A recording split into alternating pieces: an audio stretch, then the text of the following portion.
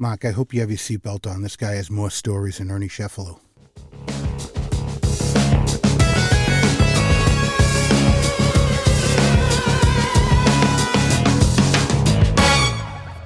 Buckle up.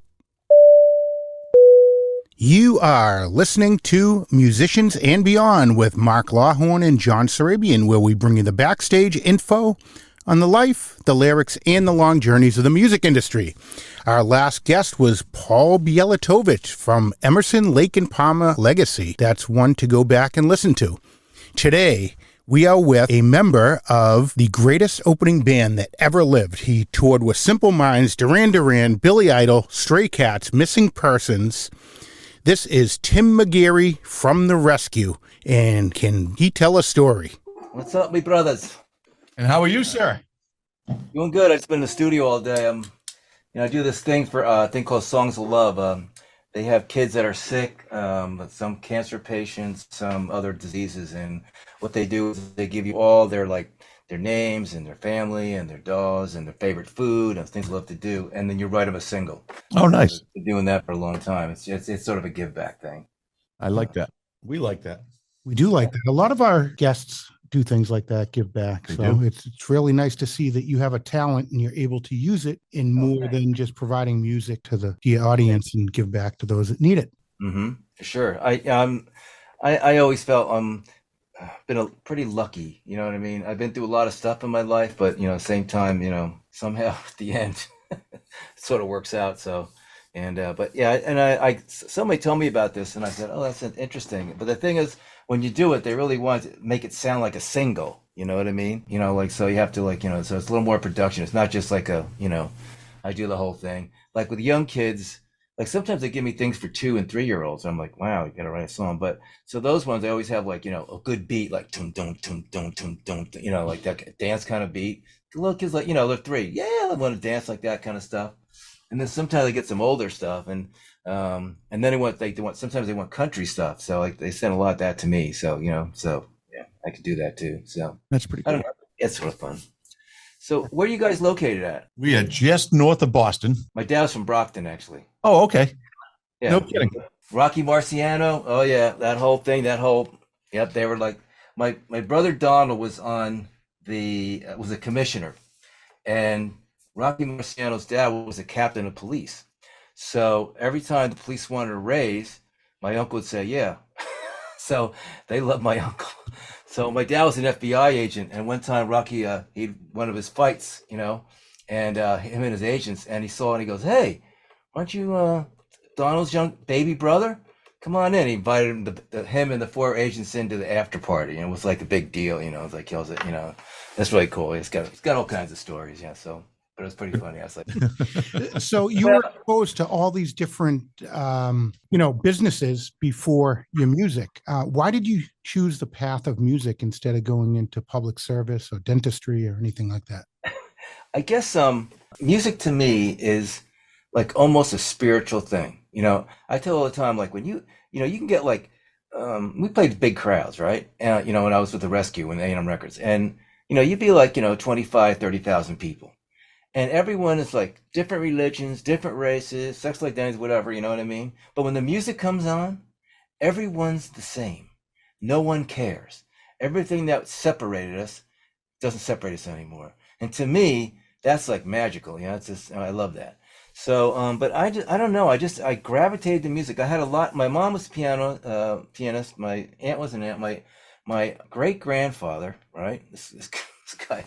I was 5 years old. He was 95. He saw Lincoln, Abraham Lincoln. He was like, yes, I was a little boy. I saw Lincoln he went in a carriage. I went, you saw Lincoln? But he played his violin all the way.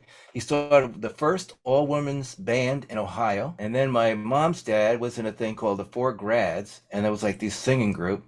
And they went to the Ted Mack Amateur Hour. Remember that whole thing back then, way back in the day? And they sort of won.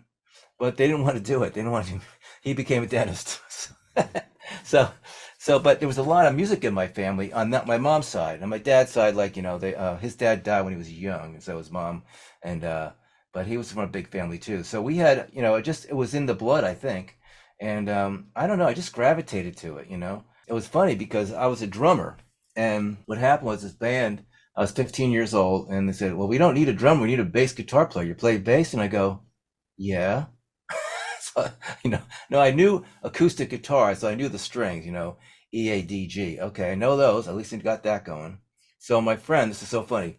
So my friend's grandfather won a cheap six-string electric guitar at Palisades Amusement Park for Darts in the Balloon, right? So we took a hacksaw, took the two top nuts off, put four bass strings on.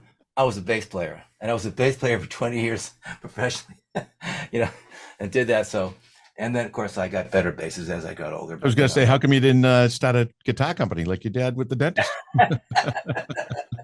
So, Tim, you've mentioned a big family. You do come from a big family. Any of the other siblings play music? There's 10 of us. There's five boys, five boys. There's eight of us left. My brother Kevin was killed by a car when I was 3.5. He was 2, and then my sister just died of cancer about 2 years ago. I'm sorry to hear that. Yes, and but actually, I'm the freak. I'm like the oldest, and I'm the black sheep. I'm the only one with tattoos. They're all like, they're khaki pants. Playing golf on the weekends. At the country club, and then there's me. So it's like every family has one. Don't worry. I know you have to have one. So I told my dad when I came back from we recorded when A&M Records. They sent us to England to do the record. So I came back, and our manager had this thing where they took me to a hair place, and it was like black and blue. So my dad sees it, and he's like, "What?" Like we used to go to all these like Mike Minucci's, all these famous restaurants. We're not going there with that hair. Like it's like so he started going where they wouldn't recognize him. I go, Dad. I go, listen, I'm gonna rock and roll. I'm assigned to a label. We had like our manager. We were it was EG Management. So EG Management, they had Roxy Music, Killing Joke, and King Crimson. That's what the bands they had at the time. And we were sort of their American experiment. So they put us on this tour, and it was like the worst tour. It was like every club owner was like meaner than the next. It was like, dude, like what the? We came back. It's like Patty. His name is Patty Spinks. He was working with Capitol Records for a long time. And what was that about? He goes, I'm just trying to toughen you guys up, but stop crying because in 2 weeks you're opening up for Duran Duran at Brenda Byrne Arena. So we went from crap club, to 25,000 seaters. And like for 2 years we toured with everybody. I mean, like we did a 40 Days of Billy Idol. We went out with Simple Minds for a couple of Missing Persons. We went out 2 tours with them. The Stray Cats, Patti Smythe and Scandal, Berlin, Modern English, Thomas Dolby. Wow. Anyone that was like big during the 83, 84, like we were the opening band. So we're the greatest opening band that ever, we never headlined. We're the greatest opening band that ever lived. I got to ask you go from a couple hundred people club to 25,000 seats. How is that from an anxiety standpoint, or how comfortable can you get to that? Well, I will say when I first I went back to this I found a room by myself in the arena, and I just went, oh my God, and I went little scream. I go, okay, I'm good. And so I went out there. I said, look, it's no different. You know what I mean? Now, and the thing was funny because no one thought we'd do so well. Okay. They go, oh, we're going to put them out there, and see how they do. We did good. I mean, people were throwing underwear and and people, people recognized like that. I mean, they loved us, because we were writing that that synth pop band thing, we had rock guitars, but also synthesizer. So sort of it was a rock synth thing, and the band was tight. That little tour we had of terrible clubs was great though for one reason, because we played all the time and we didn't practice all the time, and so we were honed in, and so we were tight. Me and the drummer, I was the bass player, and this guy Bobby Sims, he was meat and potatoes guy, but good solid drummer, and we just I sunk was me and that bass drum, we were one. You know what I mean? And if the bass and the drums are tight, the whole band sounds tight. It's like that. So, but it was good, and we just had a good time, and then we did the record in England. That was cool because I'm an idiot from New Jersey. It's and they go, well, with the dollar and a pound, it's actually cheaper if we send you to England. I go, yes, sweet, that's your dream. Where you're going? London? Yes. I'm going to, and we went to Sarm East. I think the studio's gone now, but the Yes, they did the Owner of the Lonely Heart record. the day they walked out, the day we walked in. So that was like we walked in after them. And so yeah, I mean, I've had a really good run. You know what I mean? We didn't make it famous, but we played in front of thousands of people. Our records are all over the place, and at that time, and so it was a good deal. And we were another band. Like I got to tell you this story because you'll love this. So I was in a band before that called Neighbors and Allies, right? Neighbors and allies, yeah. What it was we used to roadie for Richard Hell and the Voidoids. I don't know, it was a punk band back in the day. So they used to do a thing of CBGBs. They said they used to play a Thursday, Friday, Saturday night. So he said, Richard said, if we can open up for you Thursday, Friday, Saturday night, we'll roadie for free and you can have the whole door. And he's like, well, yeah, that sounds good to me, right? I mean, yeah, he said, okay, let's do that. So we played Thursday night. Now, Jimmy Destry from Blondie, that whole group, like Richard, Blondie, they were all sort of friends. And Jimmy Destry's there on Thursday night. So Friday night we get off stage on Thursday, our first set, and Richard's like, you guys are like really good. Like they didn't expect us to be like as tight as we were, and musical as we were. So, but we practiced all the time when we were with him. So Friday night we get off, and he had this guy that was staying with us at the band house, and he goes, listen, boys, I'll do the roadie because David Bowie's out there and he wants to meet you. And we're like, what? David Bowie? Like, we're like kids in short pants, like, so. The nicest guy, man. Just we sat down, a beer. He looks at me. He goes like, and he's like, you want to be a rock star? And I go, yeah, I'm guilty. You're right. Yeah, I was 20s, early 20s. So, but we talked and stuff like that. But the coolest thing at the end of the night, he was leaving and he asked the doorman. He goes, "Hey, what are these guys getting paid?" And the guy goes, "Oh, they're not." And he goes, "Yeah, they are." He took $900 out of his wallet and paid us. Wow. Now back in '79, that's a lot of money. That's some money. That was good back then. And that's kind of good. And I know some other people, there's a good friend of mine, Chaz Sanford. We write songs together. He wrote like Missing You for John Waite and huge hits. Nicest guy ever. But he was going out with Bette Midler at the time, and Bowie was doing The Elephant Man on Broadway, but they didn't want anybody to know. So they sequestered him at Brett, and he was staying at Bette Midler's house. And him and Chaz, you talk every night. They have records and they talk music and stuff. He said the same thing. He's the nicest guy. He's just like, hard worker, like just and the other guys that work with him. So, but that was definitely, but that was before cell phones. So like, oh my god, like no one got a picture. No one, like what? But everyone. But we got a lot of good, New York vibe from that, And that's he said, I think you're the Mott the Hoop of the '80s and blah blah blah. I don't know. He liked us a lot, so that was cool. That's pretty cool. So it was fun. Let me ask you: the first band that you went over to England did the album there? That was The Rescue. Yes. And before that, you were with Neighbors and Allies. Right. Okay. Yeah. 77, 79, 80 is Neighbors and Allies, maybe into 81. And then that band broke up. One of the guys went to a synth band called Our Daughter's Wedding. They had a song, Lawn Chairs, that one that, was a silly hit, but they sold a million. So, and then the other guy the singer went to the band called Neva. And we all got signed. You know what I mean? The other couple guys didn't, they did like local stuff. Yeah. And but we did, it was good. I mean, that was a really fun thing. I mean, the thing with Neighbors and Out, we should have got signed.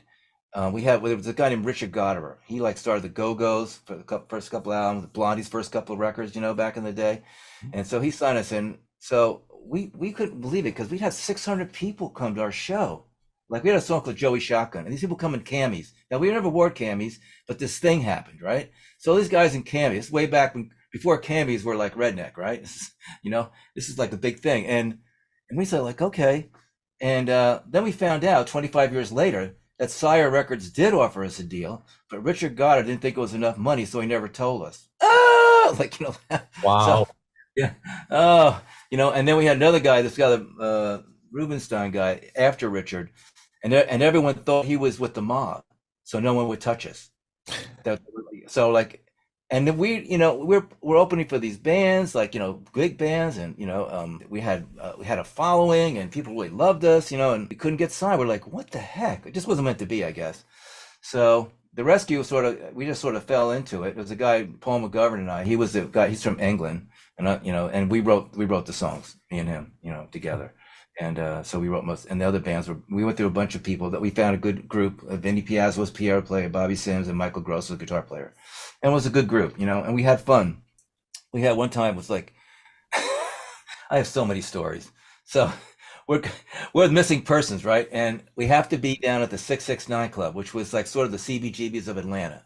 And what happened, people from A&M Records from England and LA were flying there to see us play because no one ever saw us live, right? So we're going, and we're on this guy had made this like mini tour bus out of like a like when you get a U-Haul moving truck. Okay, that's what he did. But he made it nice. I mean, it was like it had captain's chairs, two bunks, air conditioning, so okay. And but the problem is the wheels fell off the back, right? So we're in South Carolina, right? The wheels come off, I'm like, we take turns driving. Now I'm, of course, like we're right off the stage, so I'm in leather, makeup's on, like that. And so this guy comes, the tow truck driver comes in from South Carolina. He's like, he looks at me, goes like, "You must be from New York." He's like, I go, "Yes, we are." So I go, "Well, come on, Mia, I'll get to town, see what we can do about this wheel." So we come in, and he goes, "He can't fix it because they don't have the part." And I'm sitting there, he goes, "Tim, you like bologna and cheese sandwiches?" And I'm like, "Yeah, sure." So the guy takes this bologna out like this, right? A two-handle knife, like the bologna's that thick, cheese, and two pieces of one bread. I'm like, "Oh my God." So there's a guy in there. I go, and there's a van out there. I go, "Who owns the van?" This guy goes, "Dude, what's your name, brother?" He goes, "Orville." I go, "Orville." I go, we need a ride to Atlanta. So I'll tell you what we'll do. I said, "We'll give you $200. We'll pay for the gas. I'll get your room. I'll feed you. You just got to go, and then we'll come back." So I go, "Well, I got to ask my wife." So we go to his house, and his wife's she's about 7. This guy's skinny as a stick. He reminds you like one of those guys from Bayberry RFD, the guy with the mustache and the hair, the dirty guy, and she's from the TV. She's about 2 feet from the TV. He's like, "Honey, I'm going to Atlanta." She's like, "Don't come back." I'm like, "Okay." So we get, all right. So we get to Atlanta. Now this guy's never been out of this town. This whole town is probably about maybe I don't know, maybe 10 blocks long, right? So we get there and like, "Man, look at this hotel." And I go, "Yeah, it's the red roof, bro. It's a red roof. It's not fancy." So, but it's 4-story. That's the biggest thing I've ever seen. So we got in there. So that night, so we played the show, we met her, blah, blah, blah. And these girls came, these strippers, now I'm married, so I'm not doing anything. But I said, "Let's go." I go, "But I got this guy, Orville." And he's like, "What?" I go, so we had this guy, not enough as can be, but, smoking joints, drinking beer. He's wasted. I go, "Do it." These girls are doing naked dance. He's like, after that, he's like, "Damn, you don't have to pay me anymore. Just call me up. I'm coming. I'll tell you guys anytime." I'm sure this guy, 40 years later, is still telling this story. "And these boys in New York, they hooked me up." So, I mean, yeah. So, That's a great story right there. Oh my God. It was, I never forget it. It was just so funny, man. He just was, yeah. So, but we had a good time, and, and the bands that we play with liked us because we were good and we got the people revved up, so it was sometimes you see an opening band, it's like, "Oh my God, how these guys get the gig." Right. But we were a tight band, I was pretty much a showman, I'd run around, and I had this like bungee guitar strap, so I could like my bass guitar and go and almost hit someone's head, like that, people loved it. And then I had this snare thing. It was a small snare drum, right? And it was one song that the keyboard player did the bass, so I'm hitting the snare. So I got, I put the thing between my legs, and I give the girl the drumsticks, and they're hitting the snare, and yeah. So you can imagine, right? Yeah. I never did anything too bad that I got arrested for, but but it was there, But we had a great time, and the bands that missing persons liked us, I mean, they were nice, like Tony Bozio, like that guy was the most amazing drummer. Oh my God, man. I mean, like he would do fill-ins and the whole place go up, "Oh yeah, oh yeah." Like, my poor drummer's like, "Thank God I go before this guy," because you never want to go behind him, and he was the nicest guy. And every day he came out of that tour bus, he had a practice pad and his rudiment books. Every day he went through his rudiment, as good as he was, still every day. And that's probably why he was so good. Yeah, that's what it takes. It's funny. Dale Bozio is from the next town over that we're recording in. She's from really? Bedford, Massachusetts. Yeah. Oh, his wife, right? Yep. Yeah. Yeah. They weren't really happy together when we went to. I don't think so. They had separate hotel rooms. Yeah, it was like there was something going on and it wasn't good. But he was the nicest guy. He was like, just nice one time I got sick. I got food poisoning, right? But like and this is right before I got to go on. I go, okay, it's showtime. Now, what I learned in that thing, when the show's on, unless you're like dying, you're going on. I throw up, blah, blah, blah, okay, wash my mouth out, get my guitar, do the show. I'm about to sick again. I'm run out, throw my guitar to the roadie, in the back, and right in front of Terry. He's like, oh man, I'm sorry, man. It's like, Tim, you okay? And I mean, like, so he didn't have to do that. You didn't have to be nice to me. I'm the open, but he was really nice. And I find out most of the people that are really good, you know what I mean, that are there, that are mostly good and nice. Yeah. They don't have to like put on airs because we're happening. Like, it was so funny. Somebody asked David Bowie, "What's it like being a superstar married to a supermodel?" Like, I was like, "Are you kidding me? It's great." It's like, what are you talking about? I'm a rock star and I'm married to a supermodel. It's a win-win situation. It sounds like. Yes. So it's funny that you say that because our last guest is from Emerson, Lake and Palmer. Oh wow, Paul Yelatovich. Okay. And we asked him for some advice, for up and coming musicians, and he's a very straight-laced guy, whatever. Right, and, right. He goes, my advice to up and coming musicians: don't be a dick. He goes, because if you're a dick, it just emanates and it follows you forever. Just don't be a dick. That's exactly what you're saying. There's no reason not to be nice to people. That's it. The thing is, like, what happens is because fame is fleeting, as we know, right? And so most guys don't get like super, like an icon like Bowie or rock, these other bands. And what happens is when you're a dick, when you're like happening, everyone's like kissing your ass, and then all of a sudden like you're a dick all the time. And then when things go bad, it's like, oh yeah, I remember you. Yeah, it comes right back around at you. Yeah. Or if you're really nice, it comes back to you too, and the people like they'll give you more opportunities and stuff like that. Yeah. So and I try to be grateful. I try to do kind things. Like, I tell people like, I don't know if you guys got some history, but like I was at 9/11, with the towers when they fell. I wasn't there the day it happened, but I did a couple of weeks after. We had 2 weeks on the pile, and we stood there. We I was at the DMAT team. It's Disaster Medical Assistance Team. It's a federal thing. I was a paramedic. And what we did is we set up a tent right there, and so all the steel workers and firefighters, there was a lot of little injuries during when they were, cleaning that stuff up. And there's so many random acts of kindness. I said, people don't have to, this stuff on the news, it's always the crazy people. They think it's going bad, and most Americans are good. When things are worse, we're at our best. We were there for weeks, right? And the last day we were there was the Columbus Day Parade in New York. And there was a group of people from Oregon. No one knows this, but every time I tell the story, 900 people from Oregon got on planes and flew to New York City and say, we love New York. We love our American brothers and sisters. So we're going to come here. We're going to fly in. We're going to spend money, and we're going to support our city. How cool is that? Now, it's not, think of logistically of putting 900 people together at one time on planes, that stuff. How cool is that? And they marched with us in the parade. It was like, and then, all these movie stars are coming down. That when we were first there was like the first couple of weeks was like, was Red Cross food, right? Now there's just so much chicken breast and red beans you can eat. You know what I mean? Not to say I wasn't thankful for it because I was hungry, but I'd eat it. But at the end, these 5-star chefs were coming down, field stuffed cannellonis and like what? Like just like the most amazing food. And there was all these like, for the firefighters, like, podiatrists and chiropractors and massage therapists, and all these people just came out like, what can we do? We were sitting in one restaurant one night, a bunch of us, and we had our uniforms on, and somebody came in, and the guy goes, and I'm going to pay for your meal. I go, no. He goes like, listen, I don't know what I can do, but I can do that.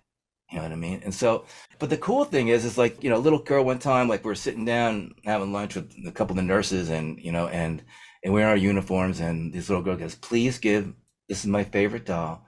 Please give my favorite doll to some girl who has nothing. And it's a 5-year-old. Yeah.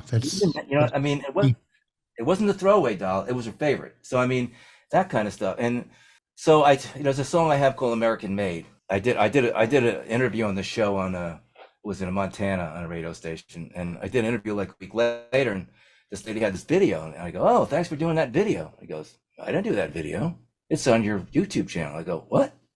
Some guy heard the song, made a video. It's like, but it's like, I truly believe we are a great country. You know what I mean? And you've seen it too. Like, when something happens, all of a sudden, all the prejudices, what they think they have, they don't care. Those guys with Katrina, some of the people I met, the stories I tell, this guy going out there, and there's alligators in the water and he's in a boat saving these old people, trying to get them to safety. And it's like, I mean, it's unreal. These are like heroes. You know what, Tim, is when an incident like that happens, it's cool that everyone comes together, but unfortunately, it's quickly forgotten. And all these people write, oh, never forget, never forget. Well, they post that once a year. Yeah, I know. Jump on the bandwagon. You got to remember every day. And, like a quote that I once read was, gratitude is the grease of the universe. And that is your quote. Yes, because I have tattooed. So true. It's the One with God brand. It's a can of gratitude, the One with God brand, and it's the grease of gratitude, the grease of the universe. I'm a spiritual guy. I was raised Catholic. I used to I was an altar boy. I do it in Latin back in the day. That's how old I am. So it's a long time ago. And I don't like what religions do sometimes because it's a control issue. You know what I mean? But I'm a real, I pray to God every day. I thank God. I mean, just that, I'm 36 years clean and sober. And congratulations. I was a cocaine addict, back then. I'm sure with Billy Idol. What can I say? You know what I mean? Yeah. in the 80s. Whoops. So yeah. And 2 rehabs and like that. But what I found out is I'm actually grateful that I was an addict. And I know it sounds funny, but the thing is, I've helped so many other people that have addictions. And the thing is, unless I went through that, how would they ever listen to me? You don't know. I go, yeah, 2 rehabs, 50 pounds lighter, liver going, suicidal. Every time I took a hit on the pipe, I'd hallucinate, cops coming to get me. I mean, yeah, I was there. I was insane. And my wife and I, we're going to be married 40. She didn't leave me. That was a miracle. Most of them would run, with that. Mm-hmm. But she knew me. I wasn't really a druggie back then. Some beer, maybe smoked a weed, but I didn't like being out of control. Mm-hmm. But this stuff caught me. And so from that experience, Colbert had a thing about pain, grateful for the pain. You know why it's grateful for your pain? Because if you go through pain, you become empathetic to somebody else's pain. Absolutely. You get it. And that's for me, my addiction, I get it. And so, and it, people go, I mean, like my daughter's she's living in Philly now and they have that trank stuff. And you see these guys like zombies, they're hungover. You just stand there. Oh yeah. Yeah. We have that right here downtown Boston. We have that going on as well. It's scary. It's like, what the hell, and I think it's a lot of it, mental health in our country needs to be addressed, and that my one daughter's going back to school to be a psychologist because there's just a need for it. Florida's terrible. I mean, there's no one that gives, when my one daughter, we went into she was getting therapy. When my son died, I had an 18-year-old son who was killed by a car, and the 2 sisters had a harder time than we did, and then they had a hard time, and one got into some stuff. But we went to this one psychologist, and the guy goes, we're sitting down. He goes, I really don't like dealing with people under 30. To my daughter, what? I'm like, empathy. Yeah, right. How do you say that? Yeah. So, but I'll tell you a cool story. This is I have a lot of these. So I'm a talker and I'm Irish. So let me say before you get there, Tim, I just want to say a lot of times John and I will joke with our guests. We're trying to draw stories out, get people to talk, and we're like, listen, no one wants to hear us. They want to hear you. So you're the perfect guest. I can tell you that right now. We love this. So, but this is so 10 days after the celebration of life for my son, we went outside and there was a single white flower. Now we had been in the house 12 years and we know what grows, after 12 years, what's growing in your, and we never saw this one, and it hadn't rained. It was May and it's all by itself. I'm like, okay. So my son's name was Trevor. So we call it Trevor's flower. So a couple of days later, my wife went out and the original flower closed up and there was 5 white flowers, just like the first one. And, my wife went to call me to tell me. And when she got to the phone, it was the nurse from the organ donation. She said, hey, I just want to tell you that 5 lives were saved from your son's gift. Oh my God. I just got goosebumps. Right? Wow. Yeah. So, and then then the flowers went away. We hadn't seen her for 10 years. And the day of the accident, it's May 7th, we went outside and there's that single white flower for one day again. Oh, Wow. And I told this doctor, she's like, well, maybe it just comes up every 10 years. Shut up. What are you talking about? On May 7th? Like, are you insane? Like, I mean, how much proof do you have to have? You know what I mean? Like, there are some things that transcend science, doctor. Okay. Come with the program. Yeah, really. No, I mean, I've had some serious stuff. Like I had his ashes, you know, which is in a box, right? I still have it. The ashes from my dog came in a beautiful wooden box. My son is cardboard. My wife's going, we could change this something. We still haven't made a decision what I want to do with it, you know. But yeah. I'm sitting with, and all of a sudden I hear this wham the black, and I'm like, whoa. And I have a friend of mine who's a medium, and she never takes any money. You know what I mean? No, I never believed in that stuff to begin with, but I talked to her before, and she's the real deal. But she goes, "Hey, Trevor just showed you the accident." Because me as being a paramedic, did you ever hurt? Did you ever have pain? And he wanted to show me. He goes, "No, Dad, it's done out." So, and then when I saw the van that hit him, that was the one in the vision.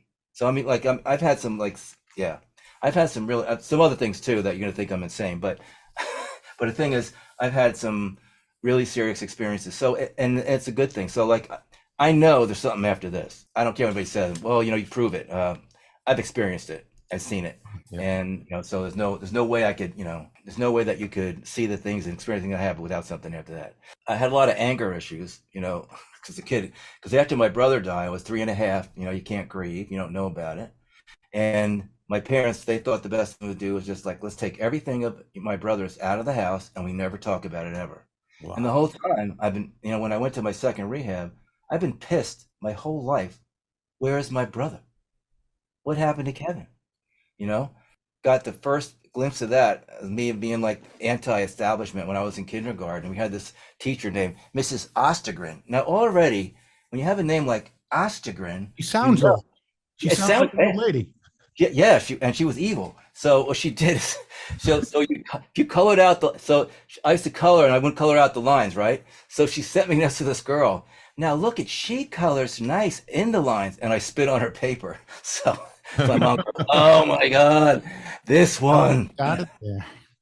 So you've had a lot of things in your life happen, good and bad. And do you take those experiences and put it into your songwriting? For sure. Yeah. I mean, I'm, you know, like Miracles, there's a song, Flowers. But yeah, I mean, the thing with songwriters, like I try to do is write things from the heart. You know what I mean? Like there's a song like I Was There For You. It's like a rock song. It's on YouTube. And that was my friend. He got in this really bad accident.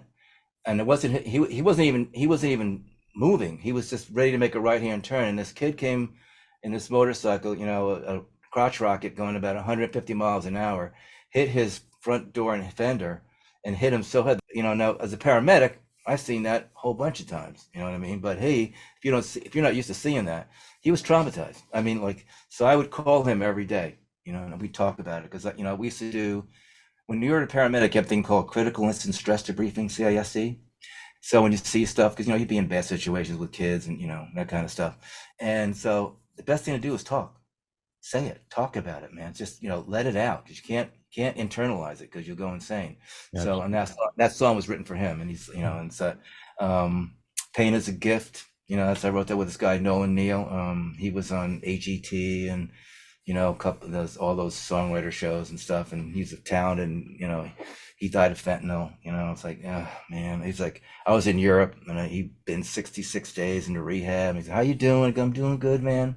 I got home, and 2 weeks later, you know, done. I was like, oh man, he was so talented. I'm like, this guy was like a genius. You know what I mean? And so it's tough. Mark and I are in the public sector also. I'm a firefighter and okay. So, you know, yeah. I mean, it's like, you know, you see stuff that no one else really wants to see. You know what I mean? Like they go, you know, how do you do it? And I mean, but then you have that really weird black humor, you know, like, oh yeah, right. I mean, but that's how you have to. That's how you deal with it. Yeah, you have to do it. You know, I mean, it's like, amazing the stories you have from your personal life and your musical life. When you were on the road, what is the most crazy thing that happened on the road when you were out on the road? Oh, I think the tires falling off. I mean, that's, like we're on the highway, right? And one tire goes in the creeping kudzu, and another tire rolls down the highway. And it's rolling down there. Get on the destination path. It's down there. It's like, oh my God, it keeps on going. It must have went a half a mile down the road. Like, holy God. Like a cartoon, and then we go and then you go like, you go in the kudzu and you pull with ticks, like you're picking ticks off. You're like, oh man, yeah. So we said, let's go get some beer. We can't find a beer. And what they do is, it's like a Vespa scooter, 3-wheeler. So the guy's got handlebars in the seat, and then there's a back seat, and you sit back there, right? Well, there's no one way going one way of the street and one going the other. It's just a street. So all night you're like, whoa, like you're almost hitting people, like not just once, like hundreds of times. You're like. So now I will say, this is back then. So I did buy some hashish in Pakistan. And we used to eat it, so no one, So now we're pretty there, I mean, I'm like that close, like, oh my God, I am torched. So we get this hotel, we can't find anything. So we go outside, and the word for begging is bakshish. And they think every American's named Johnny. So, hello, Johnny, bakshish, Johnny. And and it was this group of these all like smallpox victims, withered feet, hands missing, eyes missing, like all like mutants, right? And they're like, hello, bakshish. And they're getting closer. The guy's trying to, the thing won't start. It's like, like, dude, start this thing up. And they're getting closer. Hello, bakshish, hello. Oh my God, dude, like, come on, man. Like, hello, bakshish. And all of a sudden they're touching, like, hello. They're going, like, we're going, he finally gets it started. So we knew this guy. We went for 2 weeks. We go one day, we meet him, right? And he's got the whole thing apart, right? And he's got the thing, the piston, and he's hammering it with a hammer, right? And I'm going, what? Puts it back together, ran like a champ. Who knew, man? It's like, I'm like, and then I had a feeling, right? I fell out, and I know I had like 3 or 4 months, and it's like, I had to get it filled. I'm in Bangladesh, so where do I go? So I said, I needed to go to the dentist. So they take me to this place, and it's like just a room, right? And there's a chair there. And I guess he was a guy from China somehow, and so he's got a drill, and I go, where's the drill? He puts it off in the back. It's a foot drill, like like the old sewing machines. Yeah. Okay, here we go. Like, but and then he had this one needle. He only had one needle. They have to put in this like super, killing everything kind of germ. So it barely went through my gums, like So, but it worked. But I will say, he did a great job. I never had any problems with it, so, but it was, yeah, I got a lot of experiences, yeah. So you have a lot of good stories. Have you had any embarrassing moments? Oh, embarrassing. Up there and your guitar wasn't plugged in or something. I was pretty adamant about keeping my stuff together. You know what I mean? My dad was like, always come early, always come prepared, that's from when he was an agent, it was what was that guy they said they dressed up, head of the FBI, J. Edgar Hoover, right? And he loved my dad. I mean, when my brother got killed, he was on the phone with my dad for an hour talking about it. He loved his agents. I mean, like, but he made, like, there was no being late, no not being prepared, right. And so these sort of stuff. So every time, like, my strings are always like new, if I needed batteries, they're always new batteries. I make my chords, that kind of stuff. But I guess we did Neighbors and Allies. One time we had a show with Steppenwolf, right? So it's our father's place on Long Island. So it's all 1,000 bikers, right? Well, they never said there was an opening band, right? So we come out, they're like, yeah, what? We come out, we're dodging stuff. Whoa. We were moving on that stage, not for a show, like for our very lives. It was like you could at least said you're gonna be an opening band, so I wouldn't, so I wouldn't be like, yeah, it was just funny. So I mean, yeah, that was probably the worst show we ever did. Tim, I got to ask you, you're on the road with these bands here, they totally different genre. How did you end up in Nashville writing country songs? Okay, well, I write all the time, right? And I had a friend of mine said, you should go to Nashville because, you write a lot of songs, and and they like people. Let's write songs, and you're a songwriter, so let's try it. So of course, I went up there like, I'm a songwriter. I had a record deal. I know what I'm doing. Dude, I was totally schooled. I was like, these guys are like, I was like, I'm like the village idiot. And but I made friends. This guy Mike Kinnaman, which are real good friends now. We're like best friends. But back then, I sent him some songs, and he wasn't too impressed. So I said, Mike, I'm in town. I'm doing a music festival. My band was called Wonderful Johnson, and we did a show and then went to Nashville. So I said, Mike, can I come in? And he goes, okay, you got 15 minutes. Come on in. So he said, I come in. He goes, take a guitar off the writer's room wall. You could play me one verse, one chorus, or one song. Go ahead. So I played the song called Hole in Me, and he goes, keep playing it. So I played the whole song. He loved it. And then that night took me to this party, right? And Dobie Gray was there, and it was like all these like #1 Nashville producers and this guy, Buddy Brock's house, beautiful house. Buddy Brock wrote like Watermelon Crawl and State, he wrote songs for Kenny Chesney. I mean, like, this guy's like huge and the nicest guy ever. And so like, I'm with my wife there, and like, and so Mike goes, all right, get up there and play your song. I was like, you're gonna play your song? Like, for these people? I go, look it, boy, you get a shot, you go. You know what I mean? So, but I made some really good friends there, and Mike Kinnaman became like, and so he put me some other writers, and I just learned. I just sort of shut my mouth and learned like what they said. And they have a thing called Furniture in the Room, and I wrote this song called American Made. I just do the first verse and just get to the point. And when I wrote this song, this is when I say I got it. I got what you're talking about. The first verse is, the smoking pipes of a Harley and the rumble that they make is the laughter of a child, her first July parade. You're at a baseball diamond on a hot summer night. You got a hot dog and a nice cold beer, and you're singing the national anthem, and you're holding back a tear. Hey!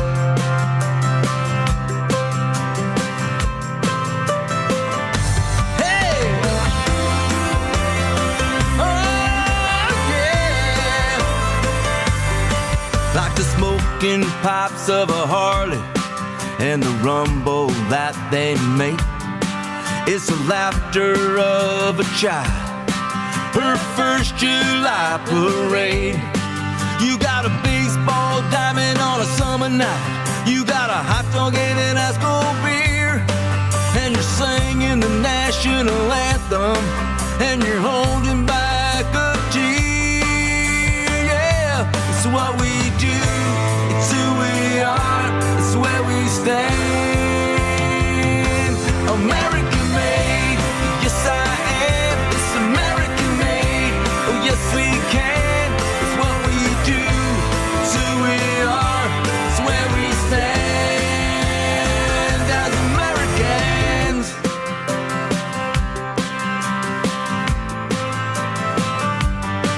The Depression didn't break us, our people held on strong. It taught us what was important, and sometimes we could be wrong. And the fathers that fought before us, and the sacrifice they made. There's an 18-year-old standing in the sand, and he's doing the very same. Yeah, it's what we do, it's who we are, it's where we stand. American made, yes I am. American made, oh yes we can. American made is tried and true. American made, it's me and you. It's what we do, it's who we are, it's where we stand. American.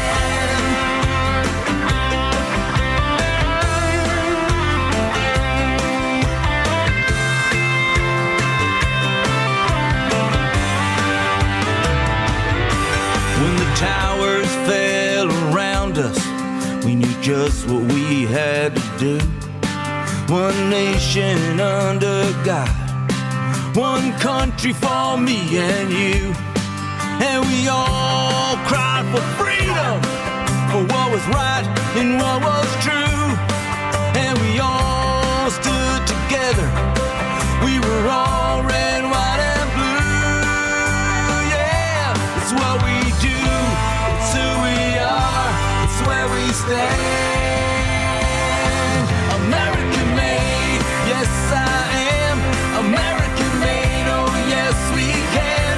American made is tried and true.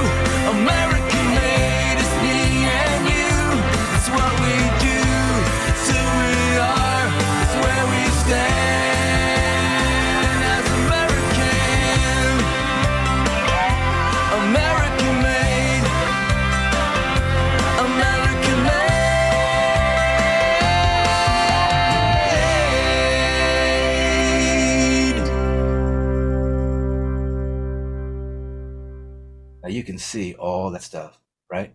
Yeah. You know what I mean? Yeah. And that, and what it is, and it's called American Made, you know, and it's, I play it every time I go out because people love it. You know, they go, play American Made, you know, and because I really love my country, you know what I mean? I don't like all the politics, but I like my country. So like, you know, but I, you know, like, I support all this, the vets. You know, we used to do all these things where we had this thing where we used to do, they'd pick out this guy, Gary Hannon.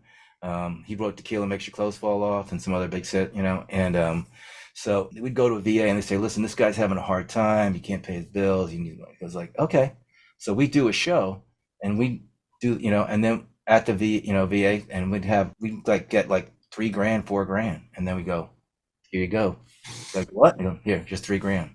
Fix your car, pay your rent, whatever you got to do. And I think the thing is the guys that received the money, that we always knew that the guys at the VA, at PFW, they picked the guy out, you know, so they knew he was a good guy. But he not only just getting the money was great, but I think he really, it's like, listen, we really do respect your service. We do. And we're not going to just lip service. We're going to make sure that you have enough money to cover yourself so you can get over the hump. You know what I mean? And that was cool. So we did a lot of those, and then I worked, you know. So I'm all about the vets, but I'm not all about sending them some places they shouldn't be. You know what I mean? Because of oil. You know what I mean? That makes me mad because it's always the poor kids, you know. And so, but you know, but I always respect. You know, they went over there and they gave all. So you know, I'm there. But you know, but I don't like the way, like, you know, they're all about, yeah, we will get them over there. Then when they come home, it's like, well, yeah, they're okay. What? Dude, 22 guys commit suicide a day. They're not okay. We got to do something now. Yeah, we're definitely failing them. That's for sure. Yeah, and that really, so, you know, whatever we can do. So, and I wrote this song called I Don't Know You, and it's about suicide. It was Anthony Bourdain had just taken his own life. And I thought, like, this guy's got the coolest job ever, dude. You're eating food all over the world, meeting people, talking, you know, just, God, that's the best, you know. And so I wrote the song, and the whole thing's about suicide. And it's just, you know, it's like, you know, a candle can only burn, you know, till it loses its light, and so long. And it's like that whole thing, you know, it's just, but I don't know you. I didn't know you to say, hey, you know, hey, can I help you? What's going on? And it's like these firefighters, one guy, Corey, was a good friend of mine. We did a lot of calls together, you know what I mean? But his wife passed away from cancer. His dad died, his mom died, and it's like all these things. And he just got really like social. He wouldn't go out of the house, you know, and people tried, like, you know, we got him to a place, got medication. People like would, you know, one firefighter lived about 8 houses down, bring him food every night, you know. And then he just wrote this 4-page letter and slit his wrist. And I'm like, and this guy was the funniest guy. The stuff that he would do in the firehouse, as you know, when you get men and they're bored. Yeah, it's a recipe for disaster. It's adolescents coming. I mean, I can tell you something. I won't even say what they did because I don't want to. But yeah, but you know. So, but he was the funniest guy, and he was the nicest guy, you know, and just couldn't deal with that when his wife died. That just wrecked him, and you know, and everything else. So it's like sad. So, but I just do what I can, you know, in my sphere, you know, being kind, you know. And the thing is, people see somebody do a random act of kindness, and they go, you know, maybe I could do that once. And what happens is that will go around the world. Eventually, you know, somebody will see it, somebody else. We just got to do more of that. You know what I mean? I mean, totally contagious. Yeah. You know, and you do good things, and people sort of see it, you know, and it's like, and I don't need any like reward. I don't need saying like, oh, you're a good guy. That wasn't the point. The point was just to do it. Like we go to Europe. Like we went to Europe for 70 days last year. So much fun. Oh my God. Wow. Yeah, it was great. And I had shows in Czech Republic, Germany, Scotland, and Portugal. A couple in Scotland. It was funny. But Czech Republic was great because I had this song called 3 Shots of Whiskey, and you go 3, and you have to sing 2 shots of gin, right? You know, and so these people, we're in Czech Republic. Now, out of the 30, 40 people that are in there, I think 5 people spoke English. The other 25 had no idea what I was saying, but they all sang 2 shots of gin. They had a great time, you know. Yeah, that was cut by a guy named Jason Bradley in South Africa. It was on the #1 country album in South Africa, and I got my royalty check for $24.50. I hope you didn't spend it all in one place. The guy, my co-writer, we both got to the point, we went to Denny's and had breakfast. That was it. It's like, okay. It's really a shame.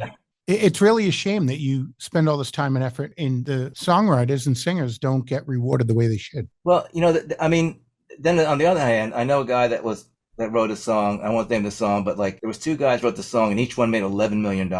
And they never went. They just wrote the song. I Can't Make You Love Me, Bonnie Wright, right? Yeah. Right, that one. Well, I did Art Shamblin is one of the writers on that. You know that song was actually in the beginning was a bluegrass song. It was a bluegrass song. And the other guy, the writer, was a piano player and he retooled it and did the whole thing. Now, to me, that's a classic. That's what I want to do. I want to write a song that like 50 years from now, like timeless song. And that song to me is timeless. It always sounds good. And everyone that does it sounds good. It's just like, so, that's my, thing. My retirement's really good. They had down here in Florida, our overtime went on our retirement. I went. Oh, that's different in a lot of places. That's pretty cool. Yeah. Well, I'm sure it's not going to go forever. You know what I mean? But it did forever. I got in. So I go, oh, it is it? Okay. So you can ask my wife. I was never home. But they had a thing. They had 8,000 employees between the two counties of Lee and Cuyahoga County, right? And they had a thing in the paper. Who made the most overtime? Who was the number one person in overtime? Now, can you guess who that is? You. Good for you. I love it. You. But I told my wife, I said, listen, honey, I'm going to work my butt off here. You know what I mean? But what's going to happen when I retire, we're not going to have to worry about money. Not be rich, but just, make a little bit more money than we need every month. You know what I mean? So we're not struggling, not because I don't want to do paycheck to paycheck anymore. Right. We did that for years. And this is actually my one daughter finally moved. Well, she lived by her in California, and then came back. And she was here for 7 years. Then my daughter had lost them. They were here. So this is the first time, right, in 42 years that me and my wife are alone. Dude, great! It's awesome. Like we're like, oh my God, like 2 plates, 2 forks. That's it. Like, I don't want to stop you, but because I'll forget. You had mentioned, not going paycheck to paycheck, making money writing songs, hoping to find that one classic that is timeless. Right. I think I want to say that I heard in another interview that I listened to or I read it somewhere where you talked about the other avenues in music where you can make money. And oh yeah. So you've found a way to make sure that music is still, a way to make some money. You can. What else are you doing that? Well, I've had my songs on Smallville, One Tree Hill, Glory Days, Pray, a couple movies, stuff like that. Some local stuff, some national stuff. I still get paid. Those things, they roll forever. If you get them on the big shows.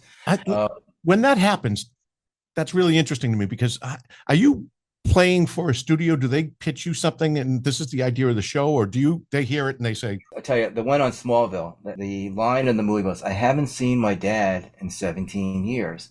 And I happen to have a song called 17 Years Down. And it was like, oh, perfect. Put it in, the one was One Tree Hill. I had the song called Cry. It came from the same record. And it would ended the end of the scene and then started the scene. So it was like twice. So I got good money. But you get thousands of dollars coming in every 3 months, That's a beautiful thing. I like that. And I got, so that's one way to make money. I think the thing is to be a songwriter today. And that's why, because I got my own studio and I went and I took lessons and I had people come out, and then I also did, stuff online and got myself. So now I can produce people. And it took me a couple of years, and I still have a lot to learn. I'm still beyond the curve, but I'm smart enough. Like if I'm beyond the curve, I bring some people in to help me make, because I want the song to be as best it can be. But the thing is, you should be able to write a song, sing a song, and record and produce it a demo. Because these publishing houses aren't not making the giant money they used to. So the thing is, they don't want to pay $1,000 for a Nashville demo. It's like, why? You know what I mean? So I can do it right here. Right. I can write a song, and by the end of the day, I have a demo. It's like, there it is. And now I have something that they can pitch, and and it's quality enough. You know what I mean? Now, of course, you always have that story like, I put a sentence on a napkin, and they wrote the song, and okay, that's far and few between. But but the cool thing is, think about it. Like, you're a writer. You don't think about being famous today. What a pain in the butt that must. Everyone's cell phone. if you're sitting there and you got an itch somewhere, like maybe that's not in the most appropriate place, you know what I'm saying? Click, click. Oh, there's the butt scratching McGeary. Yeah, and that'll be on forever, right? So, I mean, it's like, so, but as a songwriter, you get to like, hey, you know the artist, like you meet them, hey, wrote the song, they're like, you pal up. It's cool. So like you're in the flow. You have a really group, like a great community of other songwriters that are friends of yours that are really fun, and you make the money, but you don't have any of the fame. Like, Jeffrey Steele is, you ever that name, Jeffrey Steele? I've heard. Okay, he wrote like huge hits, like a lot of those Montgomery, like Gone, and and International Harvester, and Rascal Flatts, and because his son was killed too in an ATV accident, so he wrote that too. And that guy is amazing, singer, guitar player, songwriter. He'd walk in, you don't know who he is. He's made millions. Chaz Sanford has a funny story. He was doing a band, right? Okay, you love this story. So, and they got an encore, and they didn't know any of the songs. So he goes to the band. He goes, "You guys know Desperado by the Eagles?" Yeah. So he had, but it was avocado, right? There's a whole song, right? And who was on the side of the stage is Don Henley. No kidding. Pissed off. Son. Yeah. Don Henley's like, he's not a happy guy. Yeah. I love his voice. I love his music, but yeah, I heard it's pretty hard to work for. Yeah. But the thing is, music transcend. Like, you go to like my mom was in Alzheimer's unit, right? And she couldn't remember who I was, and my dad, hard time verbalizing stuff. But if somebody play a song, she could sing all the lyrics. That's pretty cool. Something happens in the brain when they hear that music. It changes. That's amazing. And it's like, so, and I think that's another thing that, you do. I have friends that do that. Like, they go and they make a living of doing these little, they get like $100, $200, and they go in and they sing for a couple hours for these people, or an hour, and that's a way to do it. Mm-hmm. And then live shows are fun. You know what I mean? Like, I do like house concerts. That's what I do too. I'll even come up to your neck of the woods someday. Would love to have you. We'd love to have you. So, Tim, you're talking about all these songs that you've written and played over the years. Where can our listeners and viewers hear these songs and watch your videos? You can go just Tim McGeary on YouTube. There's timmcgeary.com, which I should really update that. I'm not good on my website. Facebook always has stuff. SoundCloud, Tim McGeary has a ton of songs. Reverb Nation has a bunch of songs. You know what I mean? Spotify, Spotify's got them. So, the thing is, like, I'm doing so many projects, with people and getting my own. So like I squeeze that, like, Coming Down to Earth song, Coming Down to Earth. That was just squoze that in between. Like, okay, I don't want to do any of my stuff now. I want to do one of mine. You know what I mean? And I just put that down. So those kind of things, they're all on that stuff, that you can see it there. And the YouTube ones are the most recent usually. Put that one. I even had like a talking one. It's called "Be Someone's Heaven," and it's basically only 2 minutes long, and it's a word thing, and people really like it. It's like almost, it's not really a meditation, but the whole thing is things like be someone's heaven, be that safe place, be that place where that you bring them up. You know what I mean? That kind of stuff. And, absolutely. I don't know. I just try to be the best I can. I'm a lucky guy. I got a great wife. My kids are healthy. We've been through. Between my drug addiction, I was bankrupt. I lost the business. Secret Service came down because it was with banks, and my wife's going, "Oh my God, you're gonna get no, not arrested." I was totally, I had all the paperwork. I even said, like, I was you, I'd sue that bastard. And she's still with you.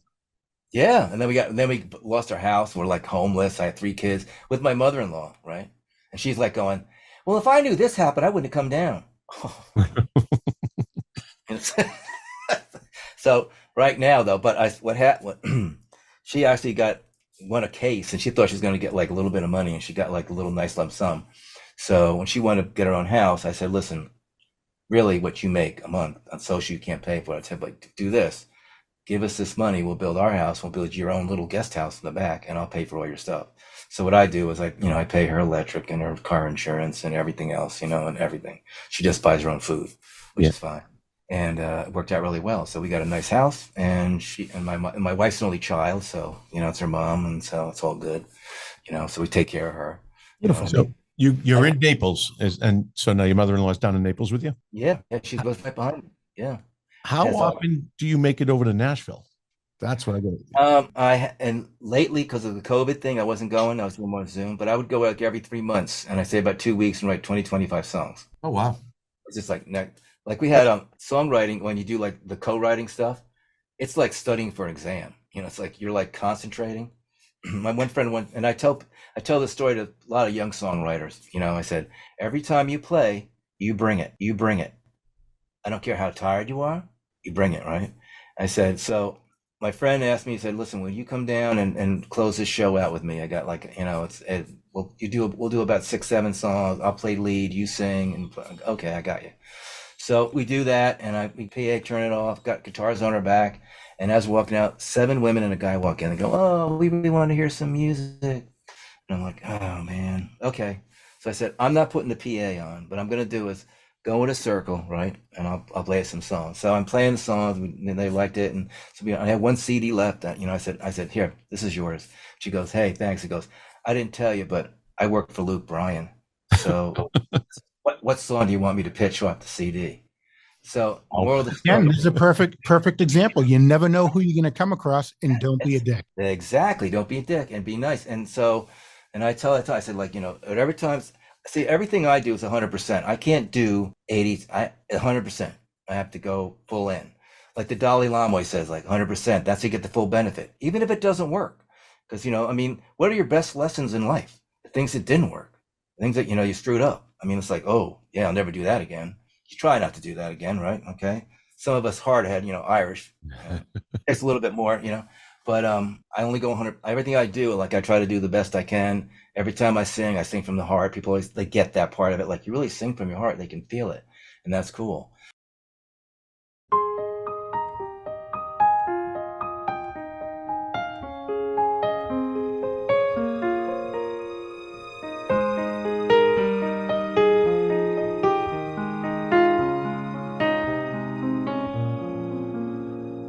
Buried their son on Saturday.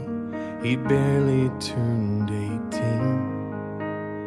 The next day one white flower grew that they had never seen, and it never should have grown there in the cold and stony soil. But they took it for a miracle, a message from their boy. Sometimes we don't know why the things that happen like they do. Sometimes we cannot find the rhyme or reason hidden in the ruins. Sometimes it's not for us to know. Sometimes the mystery is shown. Sometimes right out of rocky ground, miracles are found.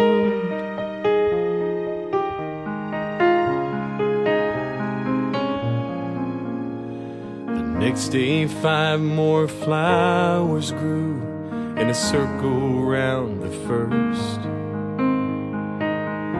They could feel his spirit close when a call came from the nurse. She said, no words can measure up to the gifts that your son gave, but from the one that you lost, 5 lives were saved. Sometimes we don't know why the things that happen like they do. Sometimes we cannot find the rhyme or reason hidden in the ruins. Sometimes it's not for us to know. Sometimes the mystery is shown. Sometimes right out of rocky ground, miracles are found. Their son's heart is still beating in one man's chest. Because of him, another can take another breath. A blind girl sees the colors of her first sunset. Sometimes we don't know why the things that happen like they do. Sometimes we cannot find the rhyme or reason hidden in the ruins. Sometimes the purpose is concealed. Sometimes the mystery's revealed. Sometimes right out of rocky ground, miracles are found.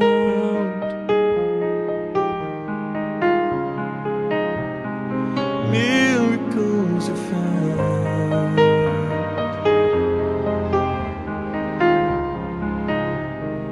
Miracles are found.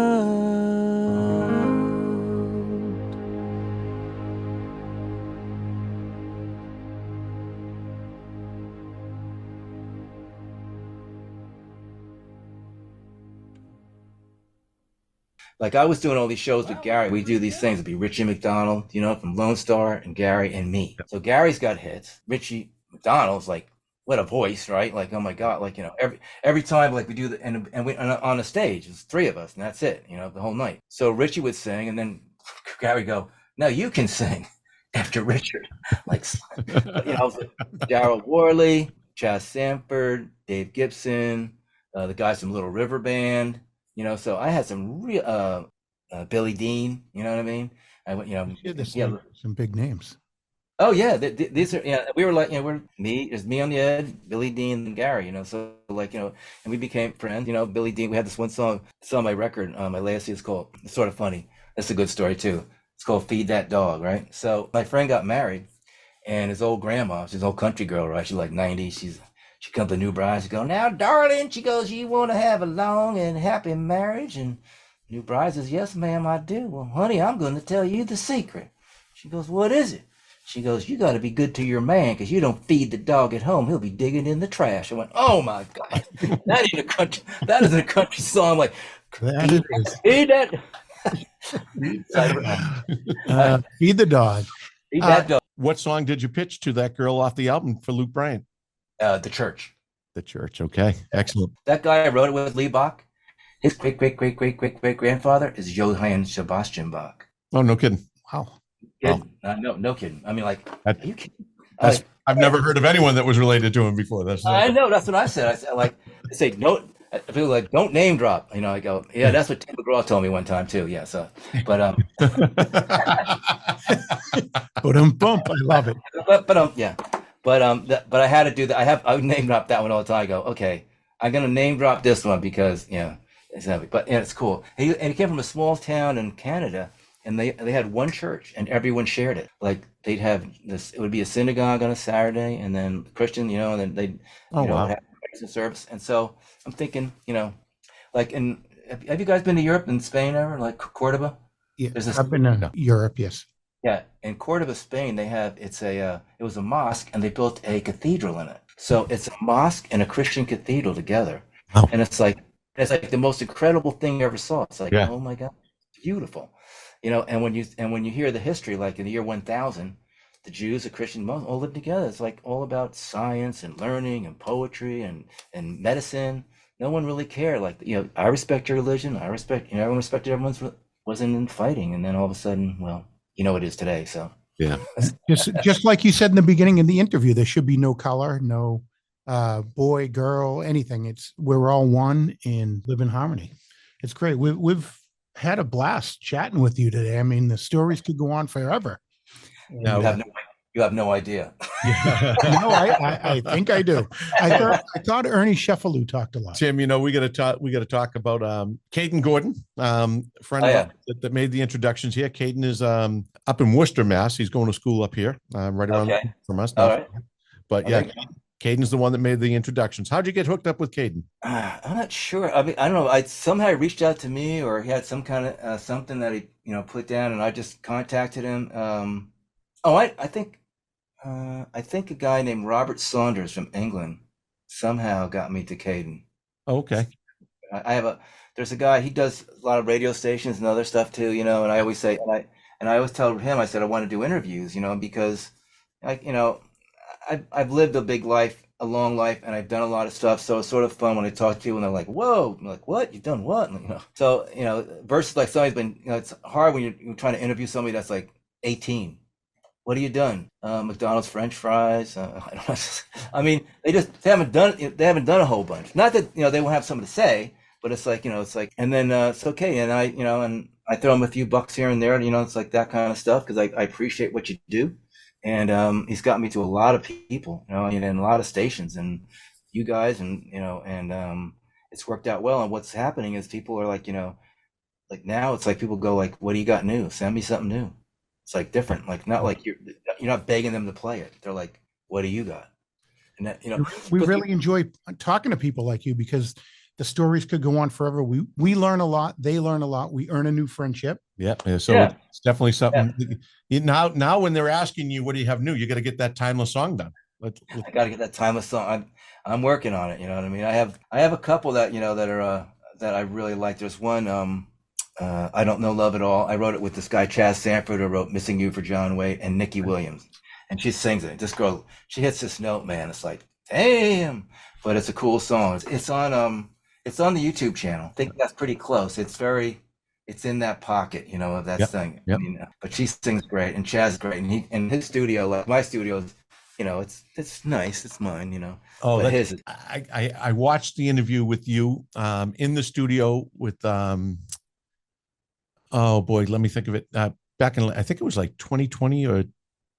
Oh yeah, with Daryl Nutt. Daryl, yeah, yep. Yeah, music, yeah. That has to be a lot of fun to go in the studio with them and have some fun with that and do an interview afterwards. We appreciated the format, we appreciated the show, all the information in it, but the music was absolutely fantastic. That looked like a great day. Daryl has played on quite a few of my tracks. He's really good, and he's a phenomenal drummer. Sarah, the keyboard player, she's awesome. You know what I mean? And harmony. You two sounded awesome together singing. You really did. That was great. And the guy playing the guitar, other acoustic guitar, Ray Nesbitt, is my producer. So we've probably done, oh my God, I can't even tell you how many tracks we've done together. We've probably done over 40 songs together, if not more. Some demos and a couple albums. So he's a good friend of mine too, and he's taught me a lot. He's I'm like I was like 2 years ago, I was like the village idiot. Hey, Ray, and it's now I'm like, okay, now I'm not totally the village idiot, but I'm finally getting to like know how to do stuff, cut and paste, and he taught me a lot of stuff about keep my levels run. And then Chaz Sanford's funny because he calls me up. He goes, okay, listen, there's this new plugin, you got to get it. It's it's on sale. It's only $24. It's like, you got to. Okay. So my wife, every time Chaz calls, my wife goes, I know you're spending money, right? Yeah. How much did that cost us? Oh, God. I just got to ask one thing. Where is Daryl and Sarah out of? Where did that interview take place? That was in Daryl's studio. Okay. And are they in Nashville or? No. They're right here in Florida. Oh, no kidding. Okay. Fort Myers. Yeah. Okay. Sarah's a local artist here. And Daryl's a local artist here. He plays there's a group of like artists that are like really good musicians. Like this guy, David Johnson, a bass player. This guy like plays with Aaron Neville and stuff. He's like smoking good. I mean, he's like, and he's and then Daryl plays, and Ray Nesbitt's another guitar player. Like he's a producer, but this guy gets on a guitar. It's like, damn. I mean, just wow. And there's other players too. So, and Sarah and keyboard players. And there's this group of this like sort of like, what was that one, the Wrecking Crew? You've already heard that story about the Wrecking Crew. Right? It's like the Wrecking Crew from down here. Okay. So one thing I can tell you is I've learned that I could sit here and do this all day and let you tell stories and just absorb them and love it. So John's probably got dinner plans because he keeps looking at me, and I like to do this to John when John's in a hurry to get out of the studio. I keep asking questions. He's a brother. I'm doing it. Every time it points through the clock, I start asking more. Nice. Yeah, I'm gonna be cooking dinner. My wife's a good cook, but I actually like to cook. I did a lot of fire, and like a lot of the guys, I used to think the rosemary chicken thing I used to make. And so when I left, I go, I know I'm going, but the rosemary chicken will live on. Like, yeah. Just like the songs that you write. Yeah. Yeah. I mean, like the fans of an hourglass. Yeah. But no, I mean, that's, and it's weird too. Like when you're like a fire, and then when you're not a firefighter anymore, like you're out of it. It's sort of weird because you're a part of this organization, and then the day you retire, you're not. Well, John, how many more days do you have left on the job? I have just under 2 years left. Do you? Yeah, I'm in my 30th year. Wow. Okay. And his overtime hasn't counted. Not at all. Yeah, I know. Yeah. So listen, we want to thank you for coming in. We want to thank Caden Gordon for sending you our way. It's a great conversation. We had a lot of fun here.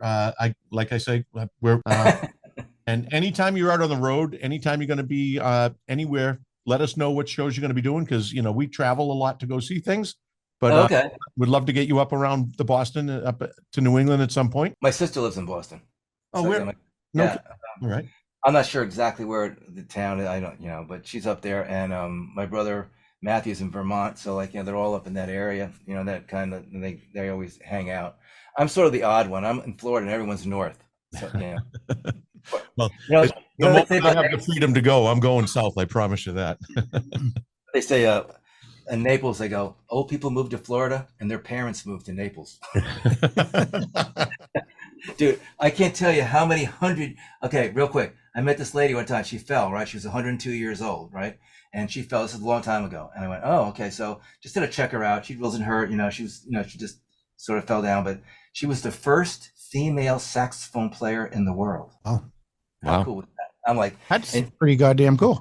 And her dad kicked her out of the house because she's playing in a jazz band. And you found her in Naples? She was in Naples. Yeah, she was in an assisted living place, but it was a nice one. So whatever she did well. And when she had the pictures when she was young, she was super hot. It's like, damn, Grandma, you were hot. Sets has gone on, right? Yeah. Well, he wasn't in my band though, but he was in a band that we used to play with. Okay, that's okay. And then he went off to the Stray Cats after that, right? Right. And then the night he made the change, we talked about it. He goes, like, Tim, I'm thinking I'm going to quit this band. I mean, I'm moving on. I want to do rockabilly. I went, all right. You think it's going to be good? I go, yes, because why? Because you're fucking amazing. Excuse my French, but you are. I mean, he was like, he had this one time, he broke an E string, right? High E string.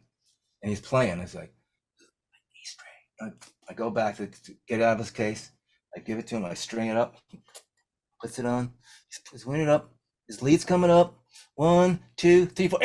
Right in, man. Wow. Like, didn't make the thing. I'm like, you son of a bitch. Just like, Brian. I'll never forget. I was like, dude, you gotta be kidding me. Well, part of being really, really good and great is also having luck on your side, right? I mean, that's it. I mean, luck is the Police, when they did that, one of their first shows here was in New York State, and it snowed. So 4 people showed up. 4 people to the show. But one of the people showed up was the #1 DJ in New York. And he heard Roxanne. Well, rest is history. That was it. Yeah. Wow. Well, we're supposed to be down in Nashville on September 28th. I don't think either one of us can make it on the schedule, but a friend, we've got a couple guys, if you ever get a chance to write with them or hang out with them, Jeff Batson and Eric Haynes, 2 guys down in Nashville. They're both singer-songwriters. They're doing a show at the Bluebird on the 28th. Oh, that's really good. Yeah, it's a great venue. Yeah, I haven't done I used to do there's this place called Belcourt Taps. It's going now. Okay. But I used to have, it was the Tim McGeary, presents, and I had but I have Win Varble. I wrote a song with him. Like that guy wrote Waiting on a Woman, More Country Than That. That guy, go to YouTube and go Win WIN Varble, right? He is the funniest guy. He's got the funniest songs. Oh my God. We sat after the show and he told stories. I mean, you think I got good stories? Oh, no. Well, we better get him on. Get him on. Have him get in touch with us. If I can get that guy out. But he's a major hit songwriter. And he's got 3 songs on Garth Brooks' new record. And then, he's always on there. He's always got a song on, the Garth record. Garth Brooks record. Oh, excuse me. I'm sorry. Oh! All right, my friend. Go cook dinner. And we'll keep in touch. And anything you're going to do, like I say, send us an email. Let us know where you're going to be. Give us a call. Yeah, we'll put it on. Keep in touch. Yeah, I will. I'm going to try. I'd like to actually get up there because I've never been to my brother's house in Vermont in the fall. And, and I could maybe get up there and get up to and my sister in Boston. If I do that, maybe we can schedule a house concert. Yeah, we'd love that. And how that works, okay, it's real quick. It's usually $15 to $20 a head. All right. Yep. Everyone brings food. Yep. And I do a private show in your house. We can definitely do that. I got a nice little house on the Cape. I get a lot of friends down there that'll join us. Perfect. You'll have a fun time there. Yeah. All right. Sounds good, man. And on that note, with that, ladies and gentlemen, boys and girls, Tim McGeary from Naples, and what a career you've had. What a great group of stories. And we want to thank you for coming in today. And we like to think that every time someone gets on the show with us, we've made a new friend. So yeah, I feel the same way. Thank you so much, man. And yeah, really